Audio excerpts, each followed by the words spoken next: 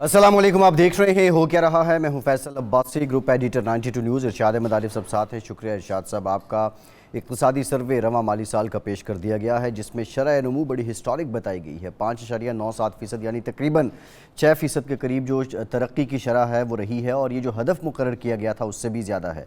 दूसरी जानिब महंगाई की शरह 13% रही है, ये भी हदफ से ज़्यादा है। पाकिस्तान का तजारती खसारा कोई 76 अरब डॉलर तक पहुँच जाएगा, ये कहना है वज़ीर ख़जाना का।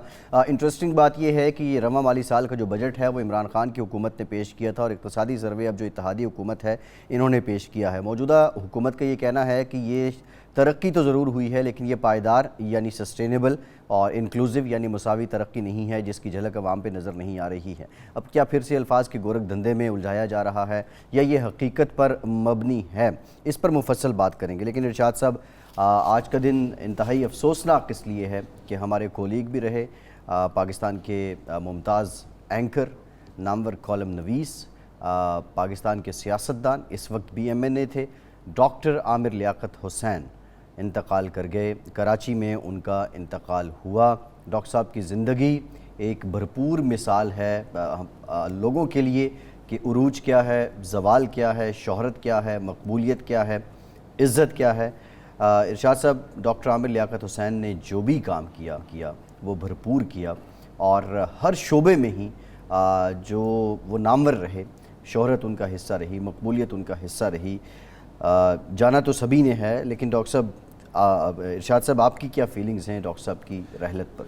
देखिए, डॉक्टर साहब इब्तदा ही से उनकी 2-3 खूबियाँ थीं और एक उनकी कमज़ोरी थी। खूबी तो ये थी कि वो इंतहाई खुशगवार मिलनसार शख्सियत थे, और पहली ही मुलाकात में आपको मुतासर करते थे। ये उनकी एक खूबी थी। और उनकी शोहरत में, मकबूलियत में, एक तो खैर उनके जो बोलने का अंदाज़ था, ज़ुबान में एक तासीर थी, वो तो है ही, उसकी वजह से इल्म भी था।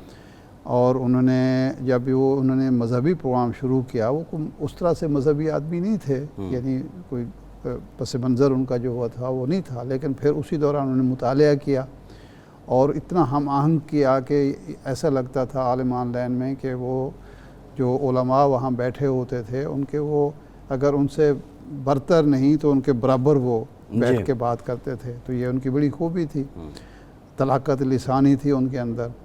लेकिन उसके साथ ही साथ ये था कि वो जो मिलनसार होना, खुशगवार शख्सियत थी, उसने भी उनकी शोहरियत और मकबूलियत में अहम किरदार अदा किया। लेकिन जज्बाती अदम तवाज़ुन था उनमें। वो जज्बाती अदम तवाज़ुन सियासत में भी बरकरार नहीं रख सके, और जब सहाफ़त में आए और जब अनकर बने और जब उनकी मकबूलियत बढ़ती चली गई, तो वो जो एक तवाज़ुन होता है, जज्बाती तवाज़ुन होता है, जो इंसान की शख्सियत को एक तवाज़ुन लाता है और शख्सियत को निखारता है, और उसके नतीजे में वो मकबूलियत और शोहरत बरकरार रहती है, वो उससे महरूम थे। और उसकी नतीजे में आपने देखा कि सियासत में भी फिर वो इसी तरह से हुआ। ज़ाती ज़िंदगी में इवन बड़े मसाइल रहे उनको। ज़ाती ज़िंदगी में, आयली ज़िंदगी जो है उनकी, आखिर में जाके जिस तरह के मसाइल का वो शिकार हुए। और ग़ालिबन ये जो उनका जिस अंदाज में उनकी वफ़ात हुई, तो शायद वो आखिरी जो सदमा उनको बर्दाश्त करना पड़ा एक शादी की शक्ल में, और जिस तरह से जितनी जल्दी आपको मालूम है कि वो शादी के बाद पहला प्रोग्राम हमारे साथ उन्होंने किया, और बिल्कुल किया, और बड़े खुश थे, बड़े पुरजोश। इवन जो हमारा 92 पे जो उनकी पहली अपनी जोजा के साथ भी जो रूनुमाई हुई, वो आए थे, वो 92 के मॉर्निंग शो में आए थे। उससे पहले वाली रात हमारे साथ प्रोग्राम में। तो लेकिन वो जो उनकी तवक्कुआत थी या उनकी जो ख्वाहिशात थी, और जो वो समझ रहे थे कि मैंने अब एक अपने मंजिल हासिल कर ली है, पा ली है, तो वो उनके लिए इतना बड़ा धचका था कि शायद वो बर्दाश्त नहीं कर पाए। और उसी वजह से, ग़ालिबन उसी जज्बाती अदम तवाज़ुन की वजह से, वो अपनी पार्टी को भी उन्होंने छोड़ा, और यानी उसका क्या हासिल था, बेसमर एक अच्छा, उन्होंने पार्टी ने कोशिश भी तो की। लापरवाही की ना, ये तो हमें मानना होगा कि बहुत से लोगों को उन्होंने नवाजा। जी। डॉक्टर आमिर लियाकत बतौर, ये अब सियासी बात है कि अपने रवैये से ये साबित करवाते रहे कि मैं ज़्यादा अहल हूँ। इवन हमारे प्रोग्राम्स में उन्होंने बात की, उन्होंने बिलखुसूस मजहबी हमांगी पे बहुत ज़्यादा बात की, लेकिन पार्टी भी शायद वो उनको अगर देखिए, अगर 3.5 साल बाद इमरान खान साहब इक़्तिदार से महरूम हुए हैं और इस अंदाज में हुए हैं कि उनके जो बहुत बड़े सपोर्टर थे वो अब उनसे जो है अपना कता ताल्लुकी है और कलाम सलाम दुआ भी नहीं है, तो उसकी कुछ वजह, कुछ गलतियाँ इनकी भी तो होंगी ना कि आप जब इक़्तिदार में आते हैं और इक़्तिदार में आने के बाद जब ऐसे लोगों को करीब कर लेते हैं जो एसेट नहीं होते, मलबा बन लाइबिलिटी बन जाते हैं, बोझ बन जाते हैं, और जो एसेट हो सकते हैं उनको इग्नोर करते हैं, तो फिर उसका भी शायद से अगर खुलासा निकालें आमिर लियाकत साहब की ज़िंदगी का, एक तो ज़ाती ज़िंदगी में दुश्वारियाँ, वो बैलेंस नहीं थी, रिश्तों से दूर हो चुके थे, तन्हाई का शिकार थे। जो उनकी पेशा वाराना ज़िंदगी थी उसमें भी अब वैसा सिलसिला नहीं था, और जो उरूज उन्होंने देखा, इवन BBC ने उन पे डॉक्यूमेंट्रीज़ बनाई, और पाकिस्तान में आमिर लियाकत पे फ़िल्में बनी, और वो भी अब सिलसिला वैसा नहीं रहा था, उसमें भी वो एक आइसोलेशन में जा चुके थे। सियासी एतबार से वो जिस कद काट के मालिक थे, 2002 में वो वज़ीर ममलिकत थे, state minister for religious affairs, मजहबी जो हमारे उमूर मज़हब थे। ये सब चीज़ों में एक डिक्लाइन आया, और फिर वो एक तन्हाई पे पहुँचे, और फिर उनकी अब रहलत हो गई। बहरहाल ये हमारे जो देखने वाले हैं, उसके देखें ज़िम्मेदार वो खुद थे, कोई और उसका ज़िम्मेदार नहीं था। देखें, बाज़ लोग जो होते हैं वो शोहरत, उरूज, मकबूलियत को बरकरार रखने के लिए मेहनत करते हैं और वो बरकरार रखते हैं।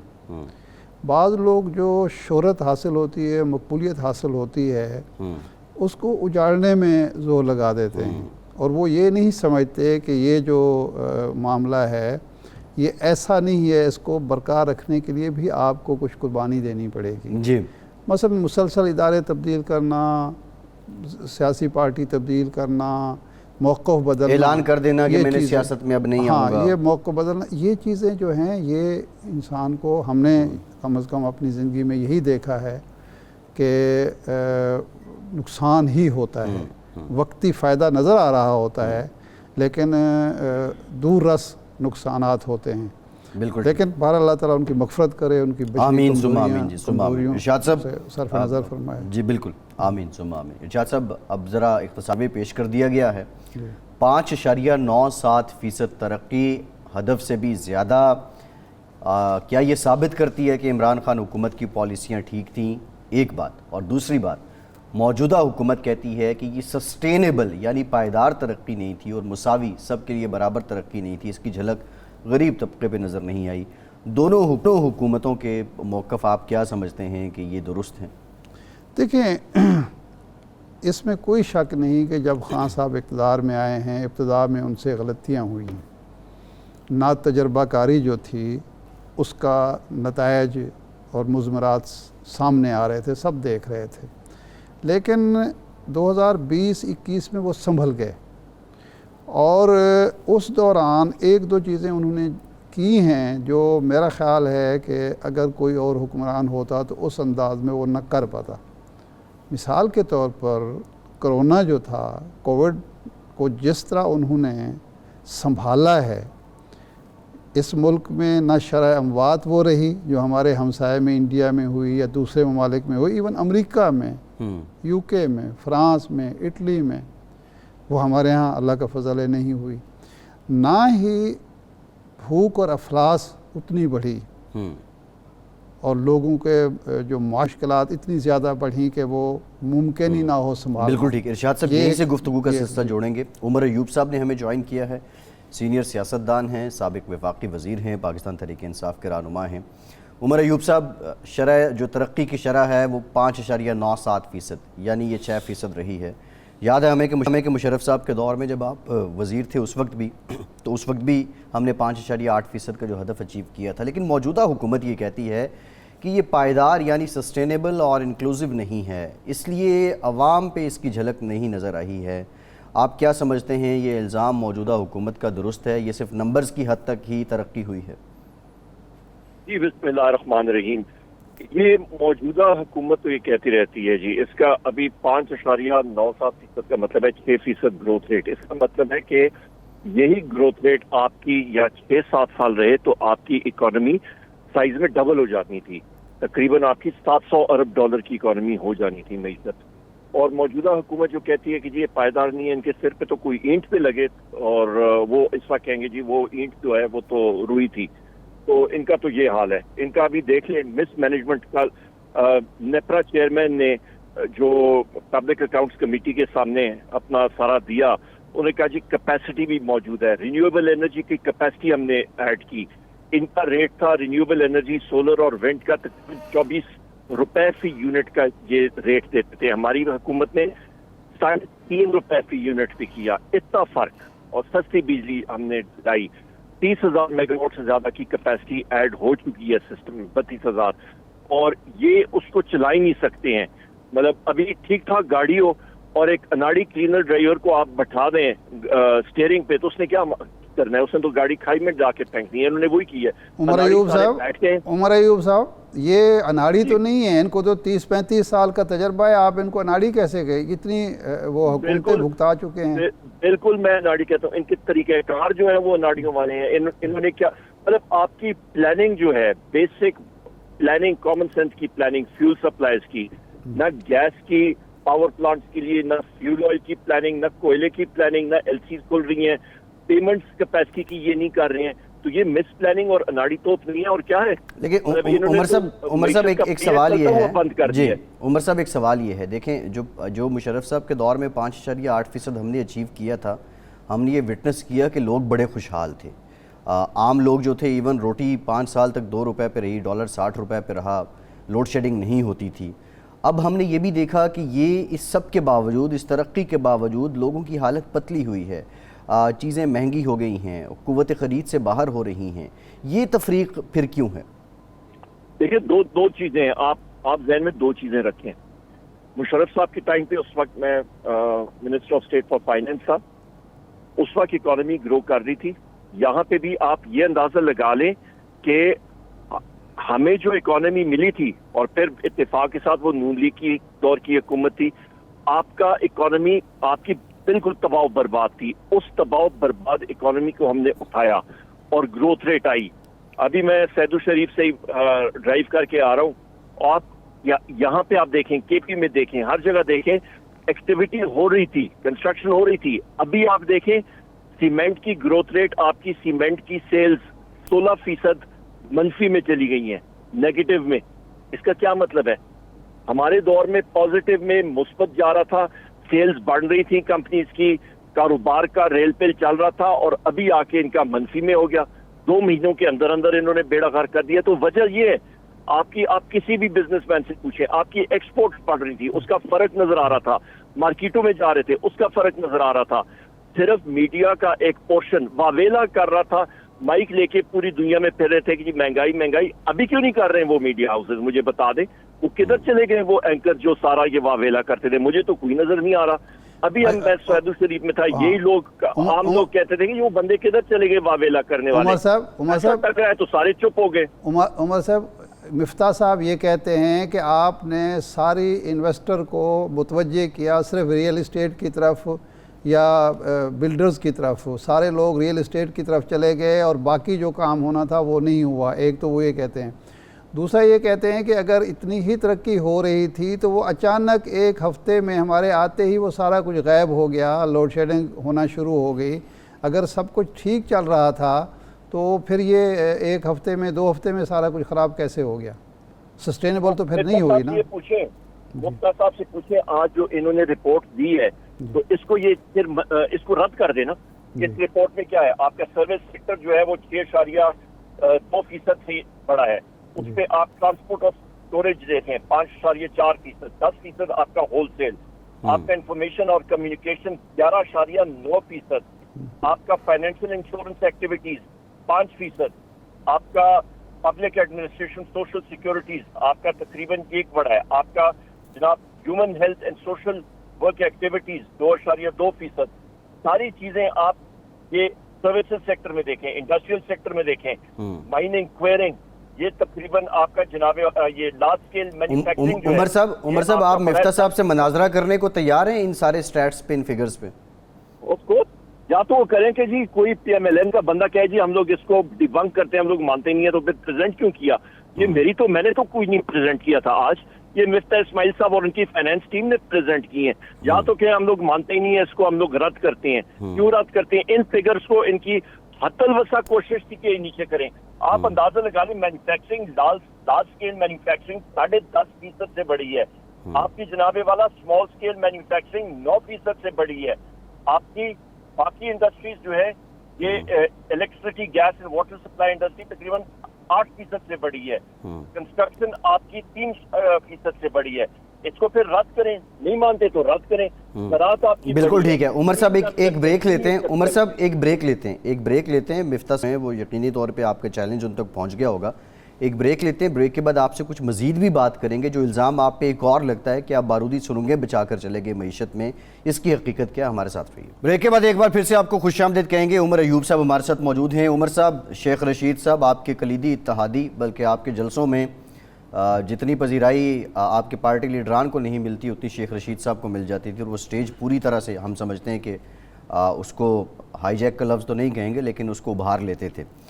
उन्होंने एक टीवी शो में कहा कि जो बारूदी सुरंगें हैं, जो अपोजिशन का मौक़िफ़ है, वो बिछाई हैं इमरान ख़ान ने, और दूसरा ये भी कहा कि जो साजिश वाली बात है 4 महीने पहले पता चल गया था हमें कि हुकूमत जाने वाली है। उमर साहब, शेख रशीद साहब के मुताबिक ये पूरा प्लान था, और 10 रुपये जो आपने बिजली की कीमतें कम की, और यही मतलब बतौर प्राइम मिनिस्टर, बतौर पॉलिटिकल लीडर उनका मकसद यही था कि आने वाली जो भी हुकूमत है उसको टफ टाइम मिले। ये तो अपोजिशन के मौक़िफ़ की तायद हो रही है, जो बात अपोजिशन कर रही है। उमर साहब, मैं अग्री आपसे नहीं करता जी, विद ड्यू रिस्पेक्ट। शेख साहब मेरे लिए मोहतरम है, हमारे इत्तेहादी भी हैं, और मेरा और मेरे वालिद साहब का शेख साहब से बड़ा पुराना ताल्लुक है। शेख साहब की आप बात है गौर से सुने। वो कह रहे हैं खान साहब ने प्राइसेस गिराई थी। प्राइसेस गिराना एक दूसरी चीज होती है। प्राइसेस इसलिए गिराई क्योंकि हमारे पास वो वसाइल, हमने डिविडेंड से और बाकी जगहों से बजट किए थे, जिसकी वजह से हमने तेल की कीमत और गैस की कीमत हमने कम की थी, इनको कंट्रोल किया था।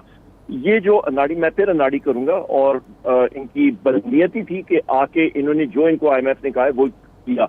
हमें भी IMF करता था, हम लोग कहते थे नहीं, मैं जिस वक्त एनर्जी मिनिस्टर था तो हमें भी IMF आके कहता था कि जी बढ़ाए, हम लोग कहते हैं नहीं करते, इतना हम लोग नहीं कर सकते हैं। शुरू दिनों में हमें तकरीबन ये कहते थे कि 3 रुपए 65 पैसे फी यूनिट बढ़ाए, हमने 1 रुपए 29 पैसे हमने बड़ी मुश्किल से बढ़ाया। वो भी हमने कहा कि जी नहीं करेंगे, बोझ नहीं डालते हैं, क्योंकि मुस्लिम लीग नून ने इकोनॉमी का बेड़ा गर्क किया था, जहाँ पे शेख साहब बात करें ये इसकी साजिश की। अच्छा, जो दूसरी बात उमर साहब जी, हमारी हुकूमत के खिलाफ हुई है, और वो चीजें आज सामने आ रही हैं।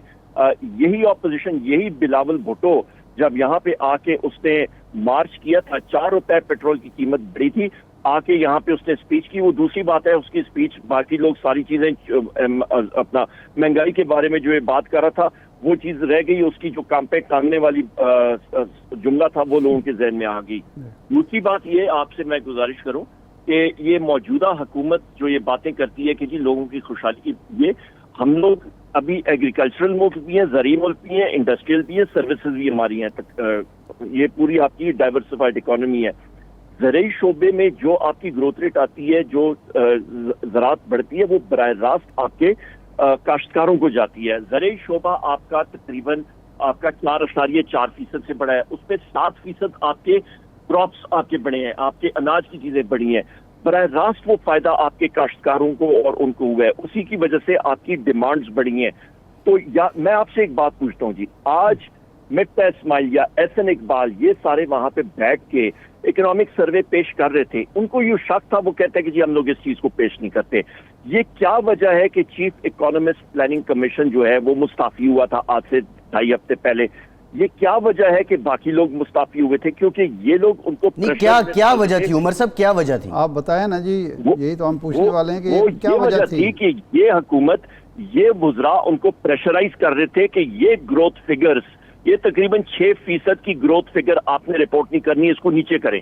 یہ بدبختی ہے, ان کو سیلیبریٹ کرنا چاہیے, ان کو یہ چیز, یہ خوشی منانی چاہیے کہ ملک کی معیشت بڑھ رہی ہے. یہ الٹا پروپیگنڈا کر رہے تھے کہ جی اس کو نیچے کرو, کہ پی ٹی آئی کی جو پرفارمنس ہے وہ نکھر کے سامنے نہ آئے. یہ اس چیز میں لگے ہوئے تھے. بدبختی ان کی آپ دیکھیں, مطلب مجھے سمجھ نہیں آتی ان کو اناڑی ہم لوگ نہ کہیں اور کیا کہیں. عمر صاحب آپ فرما رہے ہیں کہ آئی ایم ایف کا دباؤ تھا آپ پر, آپ نہیں مان رہے تھے ان کی بات. ایک بات یہ ہے تو پرانی, یہ بھی بتا دیجئے کہ یہ اسد عمر صاحب کو مستعفی کیوں ہونا پڑا, حالانکہ اب یہ چیز سامنے آ چکی ہے کہ آئی ایم ایف کے ساتھ جو مذاکرات کر رہے تھے وہ بہت زیادہ ٹف ٹائم دے رہے تھے, لیکن اچانک جناب عمران خان صاحب نے ان کو وزارت خزانہ سے ہٹا دیا. تو اس کے پیچھے کیا مسٹری تھی؟ یہ آپ اسد عمر بھائی سے پوچھیے گا. ہم لوگ بڑا کلوزلی کام کرتے رہے ہیں اور بہت ہی کیپیبل وہ منسٹر رہے ہیں, پلاننگ کے بھی اور فائنینس کے. تو وہ خود مستعفی ہوئے تھے, وجوہات کیا تھی یہ مجھے مطلب اتفاق سے انہوں نے کبھی نہیں بتائی. یہ آپ ضرور آپ کلوزلی ان کے ساتھ مل کے کام کر رہے تھے تو آپ کو پتہ تو ہونا چاہیے نا. ظاہر ہے ایک فائنانس منسٹر مستعفی ہوتا ہے یا اس کو فارغ کیا جاتا ہے تو کوئی وجہ تو ہوگی نا.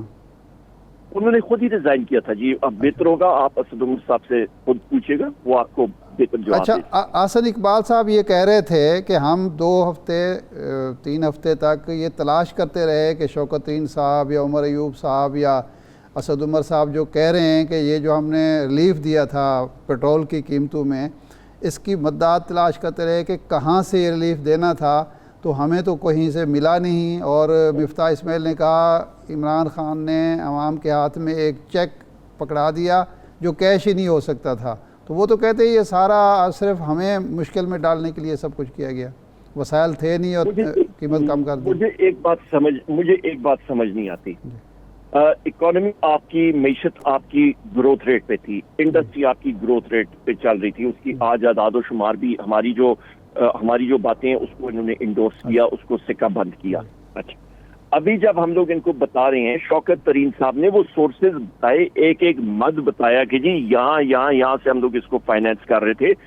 میں ابھی ان کی نااہلی کا کیا بتاؤں کہ ہمارے دور میں رمضان میں نہ سحری پہ لوڈ شیڈنگ ہوتی تھی نہ آپ کی افطار پہ ہوتی تھی.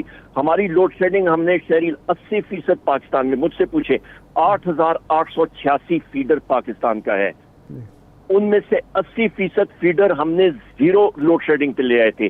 20% صرف بلوچستان کے علاقوں میں اور اندرون سندھ میں تھے, اس پہ بھی ہم لوگ لگے ہوئے تھے, اس کو بھی ہم لوگ کلیئر کریں, اس کو ہم لوگ کلیئر کر رہے تھے.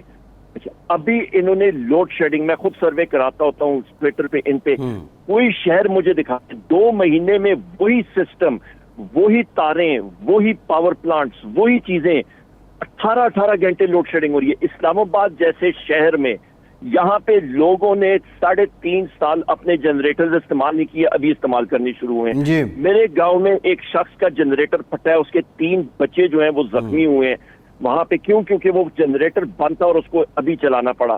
یہ آپ اندازہ لگا لیں کہ کہیں پہ بھی آپ جانیں. ٹھیک ہے عمر صاحب, آنے والے دنوں میں ہم توانائی کے معاملے پہ آپ کو زحمت دیں گے اور ایک پورا جو ہے وہ لوڈ شیڈنگ اور یہ جو توانائی کے معاملات ہیں ان پہ کریں گے. بہت شکریہ عمر ایوب صاحب, آپ کے وقت کا ایک بریک لیتے ہیں. بریک کے بعد جو معیشت دان ہیں ان کی رائے جانتے ہیں اس اقتصادی سروے پہ کہ کیا یہ ترقی واقعی پائیدار ہے, مساوی ہے یا نہیں ہے.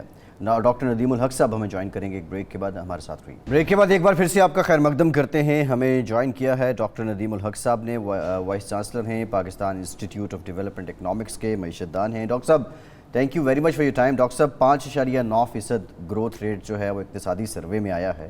حکومت کہتی ہے کہ یہ گروتھ پائیدار بھی نہیں ہے اور انکلوسیو بھی نہیں ہے. آپ کیا سمجھتے ہیں کہ یہ واقعتاً ایسا ہے یا یہ حقیقی ترقی ہوئی ہے 6% پاکستان کی معیشت میں؟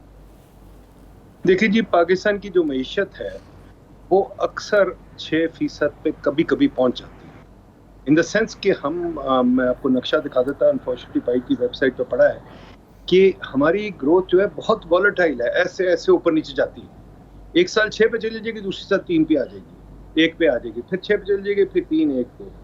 پہلی چیز جو سمجھنے والی بات ہے کہ آپ کا ہمارا سارا پولیٹیکل ڈائیلاگ ہی غلط ہے. جو حکومت ہے وہ کلیم کرتی ہے اس کا کوئی करतबा है इसमें ग्रोथ में। जैसे कि हुकूमत एक इंजन चला रही है, गाड़ी चला रही है और ग्रोथ उसके बेसिस पे हो जाएगी। देखिए इकोनॉमी में जान है, इकोनॉमी में जान पुरानी है और होगी। हमारी पॉपुलेशन बहुत यंग है, 60% हमारी पॉपुलेशन अंडर 30 है। जो यंग लोग होते हैं वो इकोनॉमी में वाइटैलिटी पैदा करते हैं, कोई ना कोई कारोबार करते हैं, चाहे भूखे लगा लें, चाहे स्मगलिंग कर लें, कुछ करें, वो कारोबार करते हैं। तो इकोनॉमी में जान है। हम तो बार बार लिख के तंग आ गए हैं कि इकोनॉमी में जान बहुत है, इकोनॉमी 8 या 10% पे ग्रो करनी चाहिए। अगर इससे कम ग्रो कर रही है तो एक ही वजह है। वो वजह क्या है कि हुकूमत जो गवर्नमेंट इकोनॉमी के रास्ते में खड़ी होती है, क्योंकि गवर्नमेंट जैसे कहे ना एनर्जी मैनेज नहीं कर सकती, लोड शेडिंग कर रही है, तो भाई गवर्नमेंट को जरूरत क्या एनर्जी मैनेज करने की। लाख बारी हमने कहा है कि इसको सिस्टम को बनाए, कोई सिस्टम नहीं बनाता। फिर हुकूमत जनाब कभी टैक्स लगा देंगे, आज टैक्स लगा दिया टिकट पे, आज के टिकट पे, कल टैक्स लगा दिया इंटरनेट पे, परसों टैक्स लगा दिया मोबाइल फोन पे। कोई बंदा इस मुल्क में कारोबार तो कर नहीं सकता, पता ही नहीं क्या है। अच्छा बजट कल आएगा, वो बजट 15 दिन में खत्म हो जाएगा, बल्कि पार्लियामेंट में डिस्कशन भी नहीं होगी, कोई बात भी नहीं करेगा, उसका बजट सडनली पास हो जाएगा और उसके बाद एकदम खत्म हो जाएगा। पहली ईसीसी मीटिंग में, आप मेरी बात नोट कर लें, पहली ईसीसी मीटिंग में खुद ही बजट तोड़ देंगे और फिर 3 महीने के बाद एक मिनी बजट आएगा। आप मुझे बताइए, जिस बंदे ने इन्वेस्टमेंट करनी है, अगर आपने इन्वेस्टमेंट करनी हो, मैंने करनी हो, इन्वेस्टमेंट में कम से कम 2-3 साल तो लगते हैं चीज शुरू करने में, 5-6 साल लगते हैं बनाने में। अगर बीच में आपने इधर उधर काम कर दिया तो फिर इन्वेस्टमेंट तो खत्म होगी ना। इसीलिए सबसे बड़ी बात जो नोट करने वाली है, इस वक्त इन्वेस्टमेंट 12% ऑफ जीडीपी है। ग्रोथ को बोलते हैं, इन्वेस्टमेंट को देखें। जब 12% जीडीपी के तो क्या काम होने का। सही है। अच्छा डॉक्टर साहब, ये जो आप बात कर रहे हैं कि हुकूमत खुद रुकावट बन जाती है कारोबारी सरगर्मी में या इन्वेस्टमेंट में, ईज़ ऑफ डूइंग बिज़नेस की बहुत ज़्यादा बात होती थी। कारोबारी तबके से जब हम मिलते हैं, उनकी हमेशा से रिजर्वेशंस रही FBR पे। आप समझते हैं कि इमरान खान हुकूमत के 3 सालों में ease of doing business index हमारा बेहतर हुआ है और ज़मीनी हक़ाइक़ ये हैं कि लोगों ने आसानी से अपना पैसा निकाला और कारोबार में लगाया? देखिए जी, ईज़ ऑफ डूइंग बिज़नेस तो भूल जाए, वो तो वर्ल्ड बैंक का एक इंडिकेटर था जो अब ख़त्म हो गया। असल चीज़ जो है कि आप 70 साल से देख लें, कोई किसी हुकूमत ने कोई नई चीज़ नहीं की। हर हुकूमत ने सिस्टम को उसी तरीके से घसीटे से चलाने की कोशिश की है। आपका, मैं बार बार कहता हूँ, आपका कॉलोनियल निज़ाम कायम है, वही ब्यूरोक्रेसी है, वही जजेस हैं, वही लीगल सिस्टम है। इस ज़माने में वही फीते की फाइलें चल रही होती हैं, फीते वाली। इस ज़माने में बिजनेसमैन या कारोबारी या मेरे जैसा फकीर आदमी भी हर 2-3 हफ्ते के बाद कहीं ना कहीं ब्यूरोक्रेट के सामने खड़ा होता है, यार मुझे लाइसेंस दिलवा दो, यार मुझे शनाख्ती कार्ड ठीक करवा दो, यार शनाख्ती कार्ड पे वो कर दो। इस तरह तो कानून नहीं चलती। हमने PhD में हिसाब लगाया है Pakistan institute of development economics में कि 80% of the economy is controlled by bureaucrats. अच्छा, कि ये बिजनेस भी चलाते हैं, ये आपको NOC भी देते हैं, या आपको कुछ और भी करते हैं। हमने एक और हिसाब लगाया है अपनी डीरेगुलेशन सीरीज में, स्लज में हमने हिसाब लगाया है कि 40% ऑफ GDP जो है वो ज़ाया हो जाता है बिकॉज ऑफ दिस ब्यूरोक्रेसी। जो असल चीज़ है, जो हम बार बार कह के तंग आ गए, NOC को ख़त्म कर दे। NOC क्या होता है? NOC ये होता है कि एक ब्यूरोक्रेट जो है वो आपकी गले पे रस्सी लग के बैठा हुआ है, फिर वो जब उतर जाती है एक और ब्यूरोक्रेट के पास जाती है। 10-15 NOC हैं एक इन्वेस्टमेंट के लिए। तो देखिए, ये जो बात कहना कि ईज ऑफ डूइंग, छोड़े ईज ऑफ डूइंग बिजनेस के, इस मुल्क में तो बिजनेस हो ही नहीं सकती। अगर आप बिजनेस करेंगे, जरा सा सक्सेसफुल हो जाएंगे, टैक्स वाले पीछे आ गए, डॉक्यूमेंट करें, नहीं डॉक्यूमेंट करें, भाई कौन सी डॉक्यूमेंटेशन?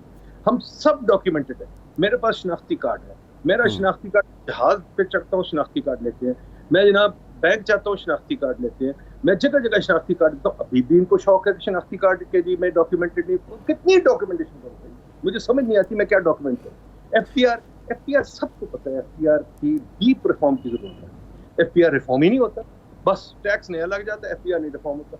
अच्छा, हुकूमती मुलाजिम जो है, हुकूमती मुलाजिम आपको भी पता काम नहीं करता, मुझे भी पता काम नहीं करते। वो जनाब आज सेक्रेटरीट के सामने एहतजाज कर रहे हैं कि मुझे तनख्वाह हमारी बढ़ाएं, अब तनख्वाह उनकी बढ़ जाएगी।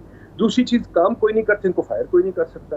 फिर आप कहते हैं, फिर अभी से पॉलिटिशियन का फोन आ रहा है, मेरे पास 2 बंदे आए कि जी पॉलिटिशियन ने कहा आप हायर कर लें। मैं क्यों हायर कर लूँ भाई? कि नहीं जी हमें नौकरी दें बस। तो मुसीबत है कि अगर आपने लाडले पालने हैं पब्लिक सेक्टर में, اگر ان کی خاطر آپ نے ریفارم نہیں ہونے دینا, اگر ان کی خاطر جو 19th سینچری کا نظام ہے اس کو چلانا ہے, تو بھائی پھر جو اس کا کاسٹ ہے وہ تو آپ اور میں دیں گے نا. جی ڈاکٹر صاحب آپ کہتے ہیں کہ این او سی کی کیا ضرورت ہے؟ گورنمنٹ کا ایک ریگولیٹری کردار تو ہونا چاہیے نا معیشت کو چلانے کے لیے, تاکہ وہ قانون قاعدے کے مطابق بھی چلے, اور جو باقی چیزیں گورنمنٹ نے فیسلٹیز دینی ہیں وہ ظاہر حاصل کرنی ہے تو کسی رول ریگولیشن کے تحت ہوگا. تو آپ کے ذہن میں کیا ہے کہ کون سے 1 2 3 4 اقدامات ہیں جو حکومت کرے اور اس کے بعد پھر آپ سمجھتے ہیں کہ ہماری اکانومی گرو کرے گی؟ پہلی چیز تو جو آپ نے بات کہی ہے اس کو میں بالکل نہیں مانتا. اچھا, بالکل غلط بات ہے. کوئی خدا کے واسطے کوئی اکنامکس بھی پڑھ لے. جین ٹیرول ہے جس نے بہت بڑی کتاب لکھی ہوئی ہے, نوبل پرائز انہیں آج سے 5 سے 10 سال پہلے, ریگولیشن پہ. بھائی ریگولیشن ہر پاکستانی بول دیتا ہے جیسے کہ اس کو پتہ ہے ریگولیشن کیا ہے. مجھے تو سمجھ ہی نہیں آتی ریگولیشن کیا ہے, کیا ریگولیٹ کرنا ہے. ریگولیشن کا مطلب ہے کہ ایک بیوروکریٹ یا ریٹائرڈ بیوروکریٹ جس کو کچھ نہیں پتا, جس مارکیٹ میں بیٹھا ہوا ریگولیٹ کرے. یعنی کہ آپ چاہتے ہیں کہ کرکٹ کی گیم میں ریگولیٹ کروں تو ماشاءاللہ گیم ہوگی. آپ چاہتے ہیں کرکٹ کی گیم جو سی ہے میرا ڈرائیور ریگولیٹ کرے. خدا کے واسطے پہلی چیز سوچ لیں, ریگولیشن کے لیے بہت دانش مندی چاہیے, بہت سوچ چاہیے, بہت تحقیق چاہیے. یہ نہیں کہ ایک ریٹائرڈ بیوروکریٹ کو ریگولیٹری ایجنسی کا آپ نے لگا دیا ہیڈ اور آپ نے کہا ہاں ریگولیشن ہوگی, بھائی واہ واہ واہ ریگولیشن ہوگی, بڑی اچھی بات ہے. اس طرح تو اسلام آباد میں 134 ریگولیٹری ایجنسیز ہیں جو صرف کرایہ کھا رہی اور کچھ نہیں کر رہی. دیکھیے ریگولیشن مجھے پتا ہے ہر اینکر بولتا ہے, پر خدا کے واسطے ایک دن ریگولیشن پہ بحث کر لیں, ہم ڈیسائیڈ کر رہے ہیں ریگولیشن ہوتی کیا ہے. یہ کہہ دینا ریگولیشن ہو جائے مجھے تو سمجھ نہیں آتی اس کا کیا مطلب ہے. دوسری چیز میں نے کہا کیا کریں, ہاں جی این او سی ختم کر دیں, بالکل ایف پی آر کو ختم کر دیں, بالکل کوئی آگے بھی تو ہاں کوئی آپ نے مارکیٹ کی گیم کھیلنی, شوگر کو ختم کر دیں, گاڑیوں کے نظام کو ختم کر دیں, کوئی طریقہ چلائیں. گاڑیوں کا نظام کیا ہے کہ جی وہ بیٹھے ہوئے ہیں وہی پرانی 1970 کی گاڑی بنائی جا رہے ہیں, سوزوکی کون سی نئی ہے, اس میں ٹیکنالوجی کوئی نہیں, کچھ نہیں. زمانہ آ گیا الیکٹرک وہیکلز کا, ہم 4 اسٹروک انجن بنا رہے ہیں, ہمارے پاس پیٹرول ہے وہ بنائی جا. اچھا ڈاکٹر صاحب یہ بڑی انٹرسٹنگ بات ہے, لیکن جو کل بجٹ آنے والا ہے ذرا اس پہ بھی بات کریں گے. اور جو IMF پروگرام ہے, کیونکہ ہم یہ دیکھ رہے ہیں پیٹرولیم کی قیمتیں بھی بڑھ گئیں, بجلی کی قیمتیں بھی بڑھ گئیں, گیس کی قیمتیں بھی بڑھ گئیں, لیکن ہمارا روپیہ جو ہے وہ ڈی ویلیو ہی ہوتا جا رہا ہے. اس کی ریزن کیا ہے اور IMF پروگرام کتنا ضروری ہے؟ بریک کے بعد یہیں سے گفتگو کا سلسلہ جوڑیں گے, ہمارے ساتھ رہیے. بریک کے بعد ایک بار پھر سے آپ کو خوش آمدید کہیں گے. ڈاکٹر ندیم الحق صاحب, اب IMF کے پاس جانا ناگزیر تو ہے, لیکن اب جتنی ہیل حجت آ رہی ہے اور اس میں جو ڈیلے ہو رہا ہے, کیا یہ ہمارا ڈالر جو سسٹین نہیں کر, روپیہ سسٹین نہیں کر پا رہا, اس کی ریزن یہی ہے یا کوئی اور بھی عوامل ہیں؟ دیکھیے جی IMF کے پاس تو جانا ہے اور کوئی اس پہ نئی بات نہیں ہے. ہم 75 سال سے IMF کے پاس جا رہے ہیں. خدا کے واسطے ذرا غور بھی کر لیں, ہم نے 23 پروگرام کیے ہیں IMF کے, یعنی کہ ہر دہائی میں 2 پروگرام کم از کم کیے. تو ہم بے شرم لوگ ہیں, ہم IMF کے پاس بار بار جائیں گے. نمبر 2, IMF بار بار ہمارا پروگرام بناتا ہے. پروگرام مینز کہ فسکل ڈیفیسٹ وہ بناتے ہیں, فسکل پالیسی وہ بناتے ہیں. میں IMF میں 30 سال رہا ہوں, میں نے پوری دنیا میں یہ کام کیا ہے, اور میں IMF کے لوگوں سے بار بار ریگولرلی ان ٹچ بھی ہوں. IMF نے آپ کا بجٹ بنانا ہے اور بناتے ہیں, ضرور بنانا ہے. کیا کریں, جب دیکھیں آپ قرضدار کے ہاتھ میں آ جائیں تو پھر قرضدار نے کیا کرنا ہے, جو قرضہ دیتا ہے وہ پھر اپنا کچھ نہ کچھ تو ناک سے نکیریں نکلواتا ہے. تو ہمیں شوق ہے قرضہ لینے کا. ہم جب پرابلم ہوتا ہے, ابھی چین کے پاس ہیڈ لائن ہماری کہتے ہیں چین نے 2 بلین دے دیا, سعودی عربیہ نے 2 بلین دے دیا, تو ہم ایک بیکاری قوم ہے, بالکل ٹھیک ہے.